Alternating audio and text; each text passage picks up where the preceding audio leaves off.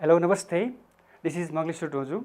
As a social teacher, I'm standing over here, and today we are discussing about our social studies, especially for SE appearing students. Are you ready?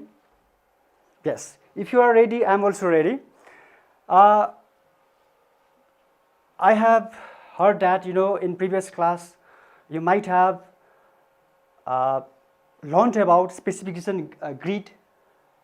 It means that what kind of questions are asked in the SE examination: critical type, attitude type, knowledge type, practical research type. So it is needless to say about, and we have 9 chapters in our social studies book, and we are touching today lesson 5, and this is civic consciousness. It is also known as civic awareness and Nepali Nagarik Chetana.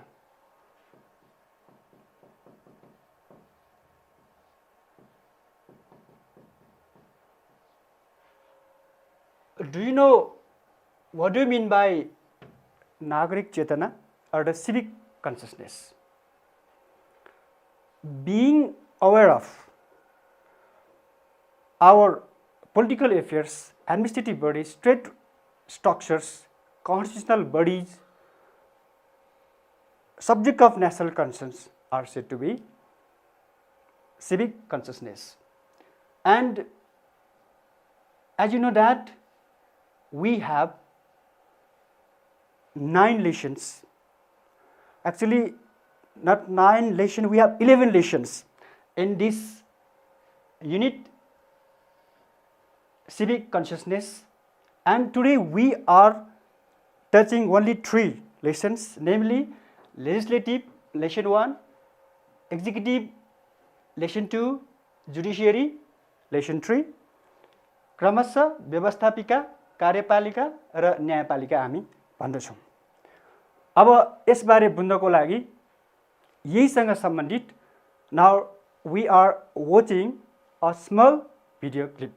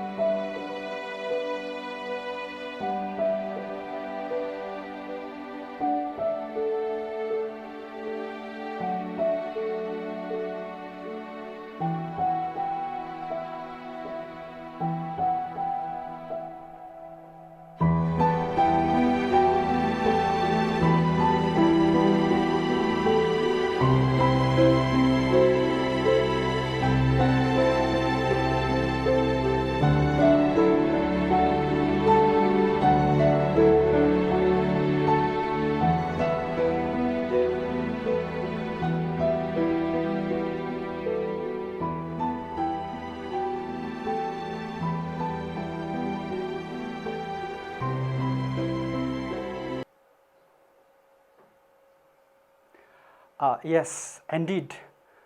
This is the historic day of Nepal. I believe you are enjoying it.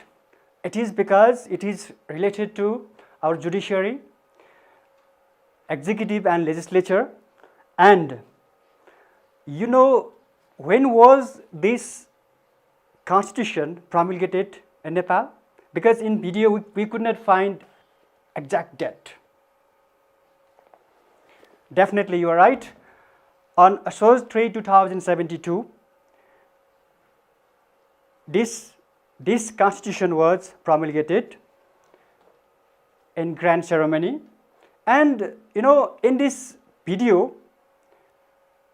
we had watched the building of Constituent Assembly, President, people's celebration after the promulgation of constitutions, and many more. Anyway, that video is related to our legislative, executive and judiciary. So in this page we can have clear concept in a sense that comparative study. We are in comparative study. These three organs are said to be organs of state and government, but always, you know, what I am finding repeatedly, students are in great dilemmas. What are the organs of state and what are the constitutional organs? But we are focusing on only organs of state and organ of government. And if possible, in next class we will discuss on constitutional organ.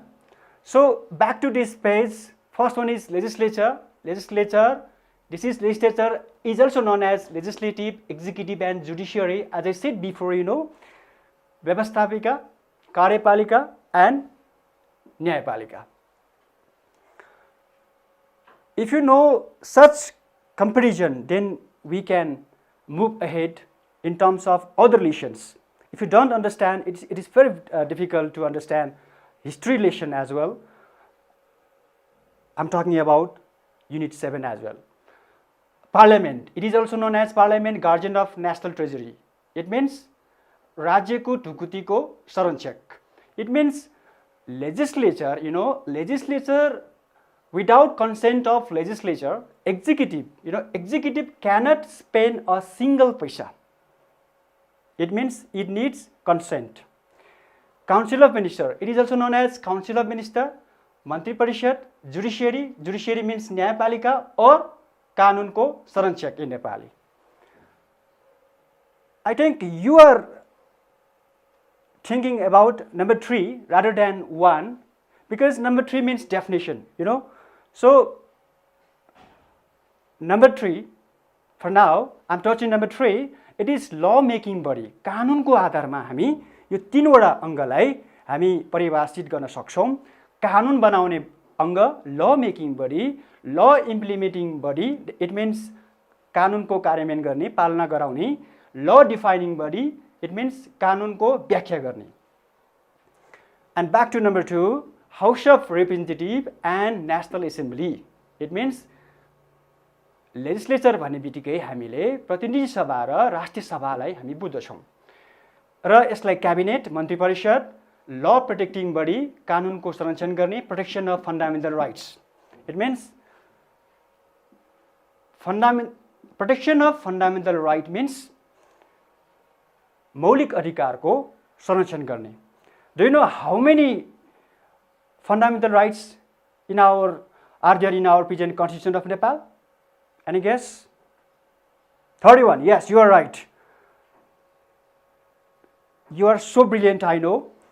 Anyway, law factory. Legislative is also known as law factory. Kanunko karkhana, it means because it makes law. Temple of democracy, mother of executive. It means प्रजातन्त्रको मन्दिर, प्रजातन्त्रको अभ्यास हुने भएको कारणले mother of executive means कार्यपालिकाको आमा. And executive controller of public administration, जनप्रशासनको नियन्त्रक. Savior or interpreter of constitutions, संविधानको व्याख्याकर्ता. Number 5, highest national representative body. Definitely we have many people's representative, but those people's representative who are in the parliament or the legislature, they are supposed to be highest national representative body. सबभन्दा ठुलो, सबभन्दा powerful जनप्रतिनिधिको रूपमा हामी लिन्छौँ सांसदहरूलाई. And executive main administrative body, justice administrative body is known as judiciary. And this is, legislature is bicameral body. It means द्विसदनात्मक. सदन भन्नाले parliament. द्विसदनात्मक भनेपछि already mentioned over here, House of Representative and National Assembly. And next one is, it is also known as simply government. सामान्य हामी सरकार मात्र पनि भन्छौँ एक्जिक्युटिभलाई. र court of record, judiciary is also known as court of record. It means अभिलेखको अदालत. It means that it keeps all the activities, all the activities and all the cases are recorded. That is required for perpetual testimony. And number 7, speaker or chairman are head. In terms of legislature, speaker or chairman are head. Speaker means, you know, that संसदको सभामुख. Chairman in a sense that in Constituent Assembly 1 and in Constituent Assembly 2, Subhash Chandra Nemang was chairman at the time. Prime Minister is head in executive and Chief Justice is head in judiciary. And according to our constitutions, it is also provision in different parts article over here. You can look at. And in legislature, it has 3 tiers: federal legislature, provincial legislature, and local legislature. In true spirit of the federalism, as you know that Nepal is federal country. In same way, 3 tiers in executive and judiciary as well. So next, on next page, yet again we have another differences: Constituent Assembly and Parliament. Constituent Assembly means Samvidhan Sabha, you know, and Parliament means Sansad.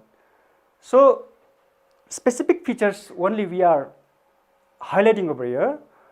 According to this table, it is an assembly of people's representative whose function is to draft a new constitutions. It means यो जनप्रतिनिधिहरूको एउटा यस्तो सभा हो जसको मुख्य काम नयाँ संविधान बनाउने हो. As name suggests, you know, Constituent Assembly. And Parliament, it is law-making body whose function is to formulate laws and amend constitutions. Parliament को बारे अगाडि पनि हामीले भनिसकेका छौं कि अथवा हामीले यसरी बुझ्यौं र बुझेको हुनुपर्छ पनि, कानुन बनाउने त्यस्तो एउटा अंग जसले कानुनको पनि संशोधन गर्छ. Constituent Assembly is unicameral. संविधान सभा भनेको एउटा मात्र हुन्छ. It means a single legislative chamber, and Parliament can be unicameral or bicameral. Parliament एउटा पनि हुन्छ अथवा द्विसदनात्मक पनि हुन्छ. र 3 number means Constituent Assembly can function as Parliament. संविधान सभाले पार्लियामेन्टको रूपमा काम गर्न सक्छ भने पार्लियामेन्टले संविधान सभाको रूपमा काम गर्न गाह्रो हुन्छ. र number 4, second last one is this one is election of Constituent Assembly is rare. It is done for the formation of Constituent Assembly. र संविधान सभाको चुनाव इतिहासमै दुर्लभ हुन्छ भने यो भनेको संविधान बनाउनको लागि फर्मेसन यो संविधान सभाको चुनाव भनेकै संविधान सभा बनाउनको लागि हो जसको उद्देश्य संविधान बनाउनु हो. र election of parliament is periodic and it is done to make and amend law, form government. It means, as I said before, you know, election of parliament means it happens, such kind of election is held in an interval of 5 years normally here in Nepal, and its purpose is to make and amend law and also to form cabinet or government. And such type of Constituent Assembly election, we have 2 Constituent Assembly, Constituent Assembly 1 and Constituent Assembly 2, and it is because Constituent Assembly 1 failed to draft the constitutions. That's why we needed Constituent Assembly second. So first election was held on Chaitra 28, 2064, and the second was held on Mansir 4, 2070, whereas latest election of parliament was held in Nepal in two phases. That kinds of elections were held, Mansir 10 and Mansir 21 in 2074. Dear students, are understanding or not? I think you are understanding, and if you are not understanding, it's very difficult, because you know that if you are not understanding, more than 4,80,000 peoples,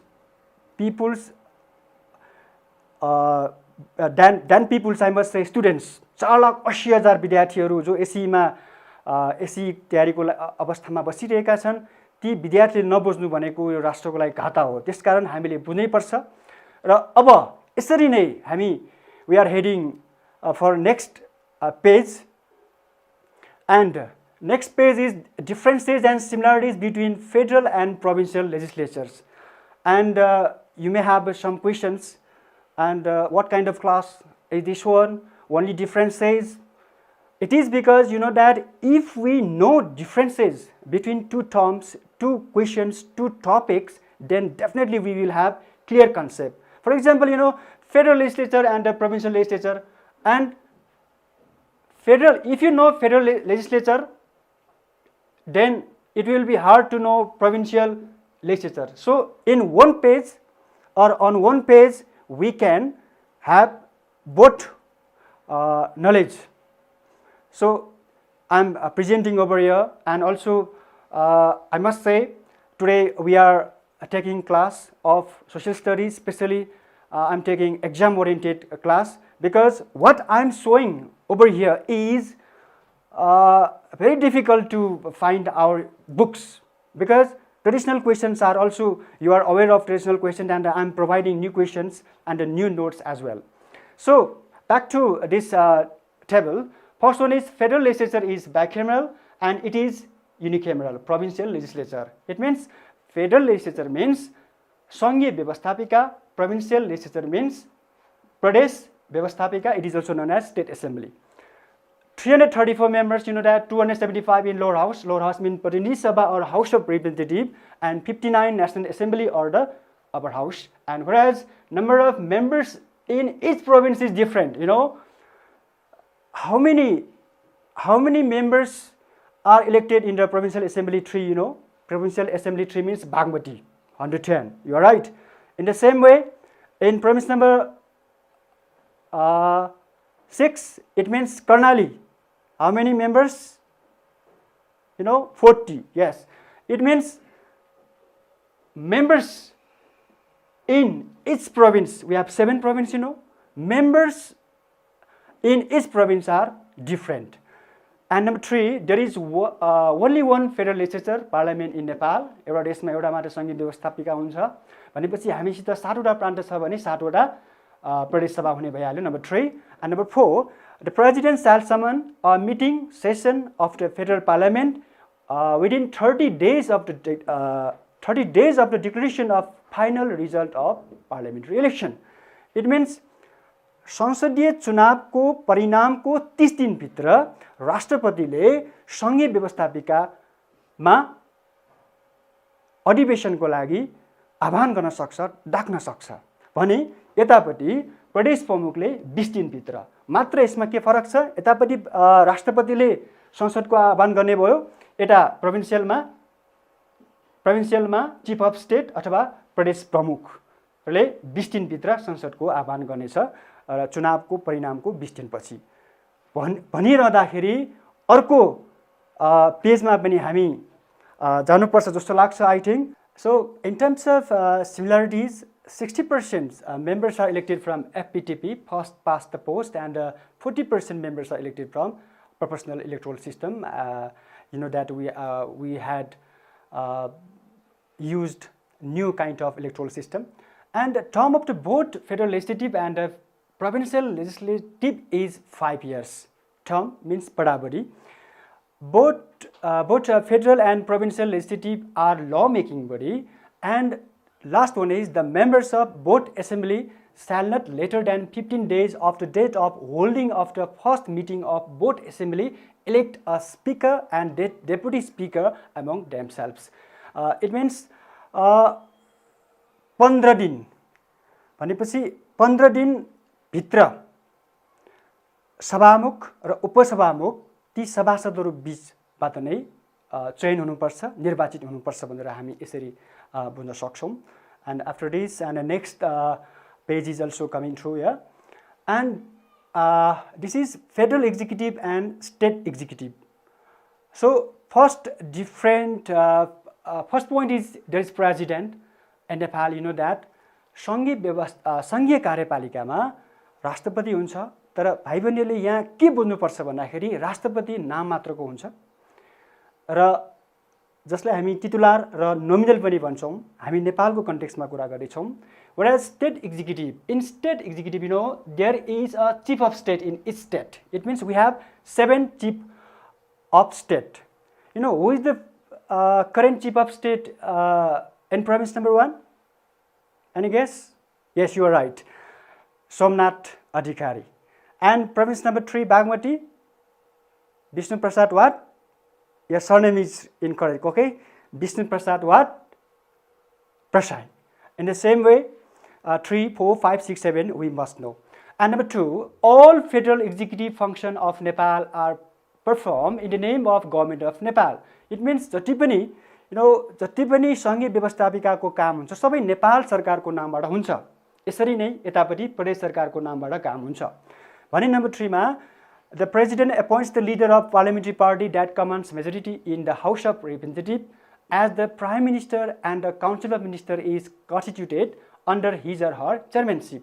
It means चुनाव सम्पन्न भइसकेपछि जुन पार्टीले बहुमत प्राप्त गरेको हुन्छ त्यो पार्टीको संसदीय नेतालाई राष्ट्रपतिले प्रधानमन्त्रीको रूपमा चयन गर्छ र त्यो प्रधानमन्त्रीको अन्तर्गत प्रधानमन्त्री अन्तर्गत अर्को मन्त्री परिषद, यसरी प्रधानमन्त्री अन्तर्गत मन्त्री परिषद गठन हुन्छ भन्ने कुरा हामीले बुझ्नुपर्छ. भने यता in state executive chief of state अथवा चिफ अफ स्टेटले प्रदेश प्रमुखले के गर्नुपर्छ त अब प्रदेश व्यवस्थापिकामा जसले प्रतिनिधित्व गरेको हुन्छ जुन पार्टीले बहुमत ल्याएको हुन्छ त्यो पार्टीको नेतालाई संसदीय दलको नेतालाई चिफ मिनिस्टर मुख्यमन्त्रीको रूपमा त्यहाँ मन्त्री परिषद गठन हुन्छ. भने number 4, you know, the cabinet comprises a maximum of 25 ministers including the prime minister as per inclusive principle from amongst the members of federal parliaments. It means पार्लियामेन्टमा जति पनि मेम्बर्स छन् ती मेम्बरहरूबाट नै मन्त्री परिषद गठन हुनुपर्छ, तर 25 जना मात्र, बुझ्नुस् है, जम्मा 25 जना मात्र मन्त्री सदस्य भएको क्याबिनेट मन्त्री परिषद गठन हुनुपर्छ, त्यो पनि समावेशी सिद्धान्तको आधारमा. In the same way, but number 4, in terms of state executive, 20%. As I said before, you know that how many members are there in the provincial assembly of Karnali province? I said, you know, 40. It means 20% of 40 means 8. भनेपछि त्यहाँको क्याबिनेटमा 8 जना मात्र मन्त्रीहरू बन्न पाउँछन्. जसरी बागमती हामी प्रदेशको कुरा गर्छौं, बागमती प्रदेशमा 110 जना छन् भनेदेखि गण्डकीमा 60 जना छन्, त्यसको 20% मात्र मन्त्रीहरू बन्न सक्छन् त्यहाँको मन्त्री परिषदमा. And last one, 5. It may create confusion, you know, 1 and 5. Prime Minister is head of federal executive. It means कार्यकारी अधिकार प्रधानमन्त्रीमा निहित हुन्छ. त्यसकारण कार्यपालिकामा, संघीय कार्यपालिकामा प्रधानमन्त्री के हुन्छ त? नायक हुन्छ, मुख्य हुन्छ, प्रमुख हुन्छ, अध्यक्ष हुन्छ. And here in state executive chief minister अथवा मुख्यमन्त्री नै कार्यकारी प्रमुखको रूपमा हुन्छ कुनै पनि प्रान्तीय सभामा.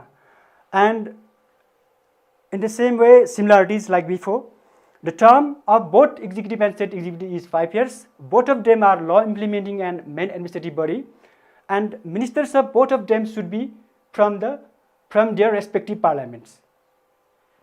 Minister of, are understanding or not? Ministers of both of them should be from their respective parliament. आफ्नै पार्लियामेन्टबाट नै तिनीहरूले प्रतिनिधित्व गरेको हुनुपर्छ मन्त्री बन्नको लागि।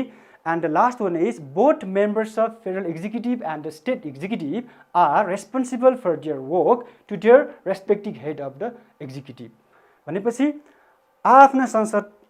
आफ्ना संसदबाट जसरी तिनीहरू मन्त्री बन्छन् ती मन्त्री बनेकाहरू आफ्नो कार्यपालिकाको अध्यक्षप्रति तिनीहरू के हुनुपर्छ रेस्पोन्सिबल हुनुपर्छ। यसरी in this way we have finished similarities in between, you know that. Now next page is saying it all about nature of government, which is not found in our book, but we should know it's better to have such kind of concept. Minority sarkar, minority government is not found, I forgot. अल्पमतको सरकार, नेपालको इतिहासमा अल्पमतको सरकार पनि हामी पाउँछौँ। And then कोएलिसन, गठबन्धनको सरकार, दुईभन्दा बढी पार्टीहरू मिलेर बने, 2 or more parties. If 2 or more parties make an alliance, गठबन्धन बनाउँछ भने त्यसलाई हामी गठबन्धनको सरकार भन्छौँ, युनाइटेड गभर्मेन्ट पनि भन्छौँ। And then consensual government means सहमतीय सरकार, सहमतिको आधारमा on the basis of consent, that kind of government is made. Girja Prasad Koirala led government is an obvious example of consensual government. That government was made after the people's movement. Second, shadow government, वास्तवमा अरु सबै गभर्मेन्टमा prime minister हुन्छ, तर यसमा prime minister भने हुँदैन। Opposition parties पनि हुन्छ संसदमा, विपक्षी दलहरू, अझ मुख्य विपक्षी दल पनि हुन्छ। अहिलेको हाम्रो पार्लियामेन्टमा हेर्ने हो भने नेपाली कांग्रेसलाई हामीले विपक्षी दल, प्रमुख प्रतिपक्षी दलको रूपमा लिन्छौँ र प्रमुख प्रतिपक्षी दलहरू अथवा विपक्षी दलहरू भनौँ, प्रमुख प्रतिपक्षी दललाई पनि हामी स्ट्याटो गभर्मेन्टको रूपमा लिन सक्छौँ। त्यसैगरी पर्मानेन्ट गभर्मेन्ट भनेपछि स्थायी सरकार। You know that we are having political instability and KP Oli is 24th prime ministers since 2046. 46 सालदेखि अहिलेसम्म कुरा गर्नु पर्दाखेरि यो 30 वर्षमा पनि हामीले 24 जना प्रधानमन्त्री भएको हाम्रो इतिहास साक्षी छ। त्यसकारण प्रधानमन्त्री हुन्छ, 1 वर्षपछि फेरि 2 वर्षपछि अर्को हुँदाखेरि यस्तो किसिमको समस्यालाई हामी राजनीतिक अस्थिरता भन्छौँ, पोलिटिकल इन्स्टेबिलिटी।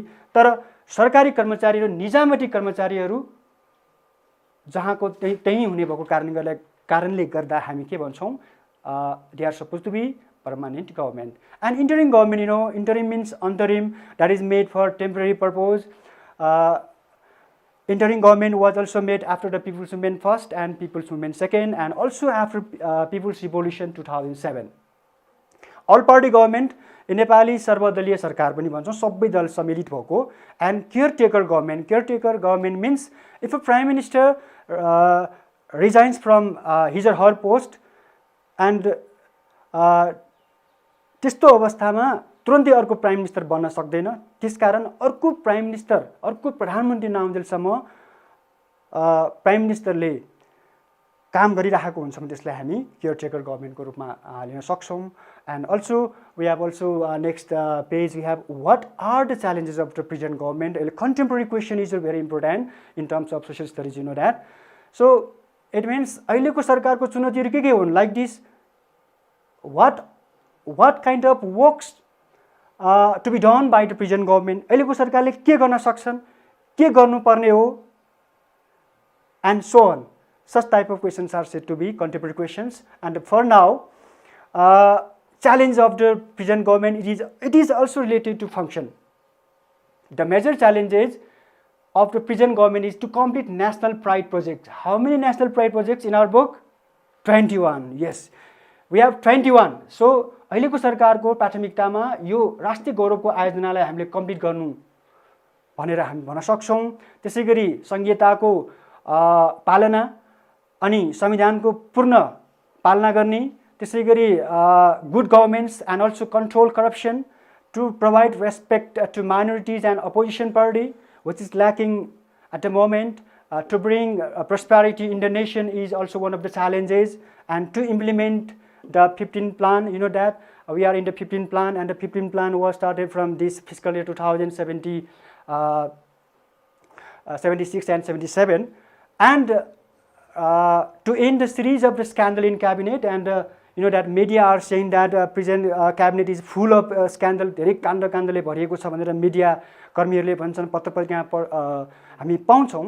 त्यस्तो अवस्थामा यस्तो विभिन्न इन्कम्पिटेन्सका कुराहरूलाई हामीले पनि हामी राख्न सक्छौँ। योभन्दा अघिल्लो पेजमा एउटा लाइन बिर्सेको छ, त्यो लाइनमा हामीले के भन्न सक्छौँ भन्दाखेरि अहिलेको कन्टेक्स्टमा to combat to fight against कोभिड-19 and to make people safe, यो कुरालाई पनि हामीले by chance if such type of question comes in the examination we have to put this type of answer at first point.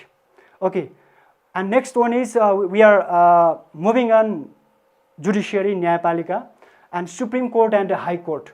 So there is only one Supreme Court in judicial system of Nepal, you know that, and there is High Court in each province. It means we have 7 provinces. So 7 provinces means 7 high courts. The President appoints the Chief of Justice under recommendation of Constitutional Council and other judges of Supreme Court. This is important point than others. It is because we have Constitutional Council, we have Judicial Council as well here. In Judicial Council, Chairman is Chief Justice.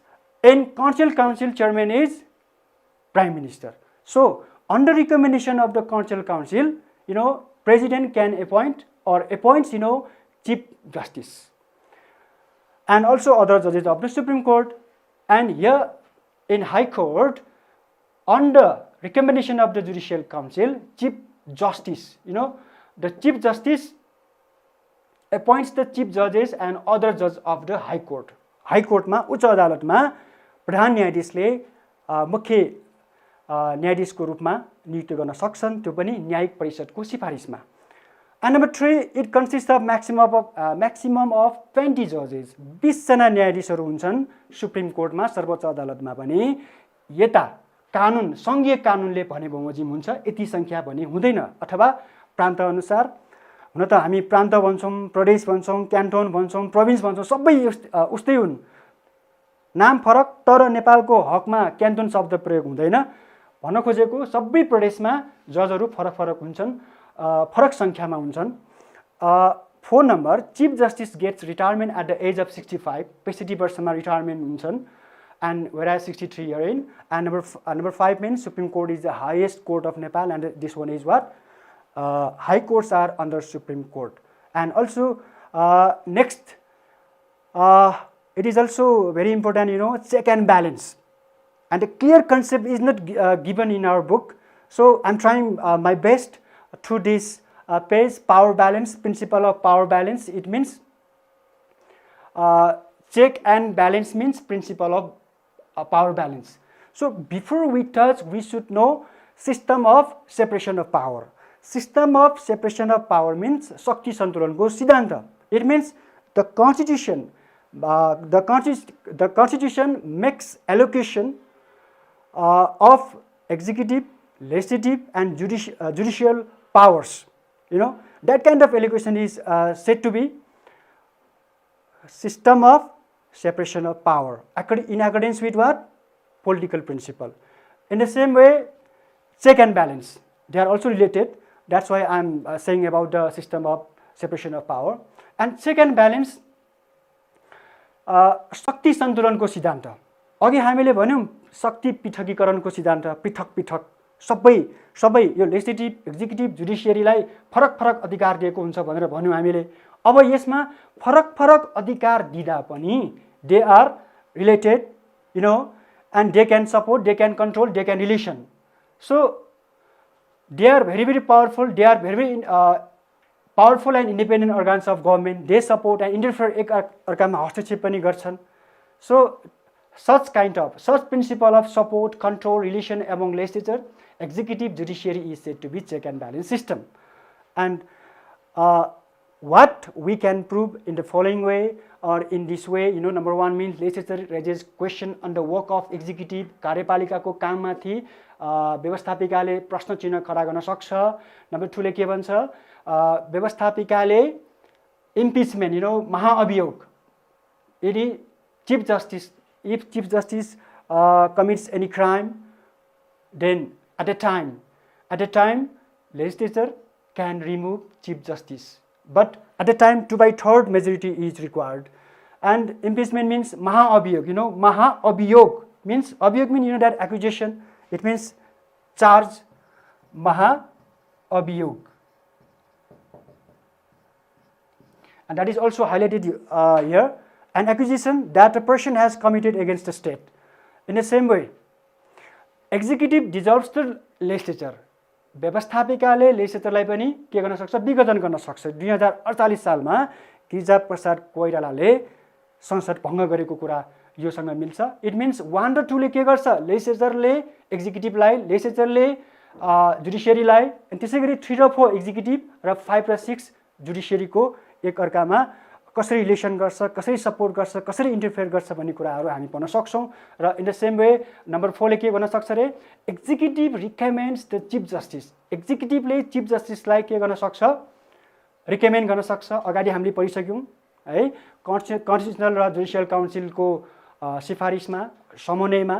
Number 5 main judiciary can reject the decision of government. जुडिसियरीले संविधानको खिलाफमा, संविधानको विरुद्धमा गएको अवस्थामा गभर्मेन्टको डिसिजनलाई अस्वीकार गर्न सक्छ। नम्बर 6 ले के भन्छ, नजिरको कुरा ल्याएको छ। जुडिसियरीले you know while supreme court gives any kind of verdict, faisala, judgment, at the time it explains the spirit of the law. That explanation is said to be precedent. It means in Nepali नजिर। हामी यसलाई नजिर भन्छौँ प्रेसिडेन्टलाई। त्यो नजिर आफै पनि एउटा पछि कानुन बन्छ। सुप्रिम कोर्टले त्यो कुनै मुद्दा मामिलामा फैसला सुनाउने बेलामा। यसरी हामीले यो check and balance सक्यौं। And who is this? He is Agni Sapkota, you know that. And Agni Sapkota is present speaker of what? Our federal parliament, who was elected on March 12, 2076. And impeachment's article is also found here in our constitution's 101 page. This is what? This is building up today's federal legislature, and it is also office of the Prime Minister and Council Minister that is located in the Siya Darbar. And the next, this is lockdown picture. I must say, you know, that's on Baisakh 2 cabinet. This is the meeting of our cabinet that extended nationwide lockdown till Baisakh 15. And this one is oath-taking ceremony of some ministers, and this one is Siya Darbar. Siya Darbar means, you know that. Next, Siya Darbar is main administrative body or the biggest administrative body of Nepal. This is an Supreme Court, judiciary. It is related to, this picture is related to judiciary. And this one is Morang Jilla Adalat. Here is district court, and this is also high court, which is located, here is Patan, but here we can find Hetauda as well. So it is high court, which is located in the Hetauda, our capital of Bagmati province. And some questions also I brought. Differentiate between House of Representatives and National Assembly, differentiate between Constitutional Council and Judicial Council, differentiate between Interim Constitution of Nepal 63 and 72 Constitution. You know that. Why is legislature is called? Why is legislature called law factory? Provision and formation of legislature in present Constitution of Nepal in 4 points. And if you are given to interview with Prime Minister, what kind of question would you ask related to present context of Nepal? And then also write any 2 main political parties which have involved in the present government, and mention 3 important works to be done by the present government. And the 7th number is clarify interrelationship with between executive and judiciary, already gone. And model of editorial to be published in a daily newspaper, including the role of judiciary to institutionalize, संस्थागत गर्ने, it means in Nepali democratic system लाई संस्थागत गर्नको लागि के गर्नुपर्छ भन्ने कुराको एउटा सम्पादकीय छ यहाँ। अनि त्यसैगरी independent and unprejudiced judiciary is backbone of the democratic system. भनेर यसरी apart from this, you know that differentiate between criminal case and you know next we have 2 cases, you know, civil case, फौजदारी र अर्को देवानी प्रथाको difference पनि एउटा important छ भनेदेखि अर्को composition of legislature is also important. And last of all, my request will be, whatever questions comes in the examination, our main focus will be the function, function of legislative, executive and judiciary. जुनसुकै question आए पनि हामीले legislative executive जुडिसियरीको हामीले function related question नै सोधिरहेको हुन्छ है, त्यसैमा हामीले ध्यान दिउँ भन्दै. And now is the moment to say bye, and if you have comment, definitely we will appreciate.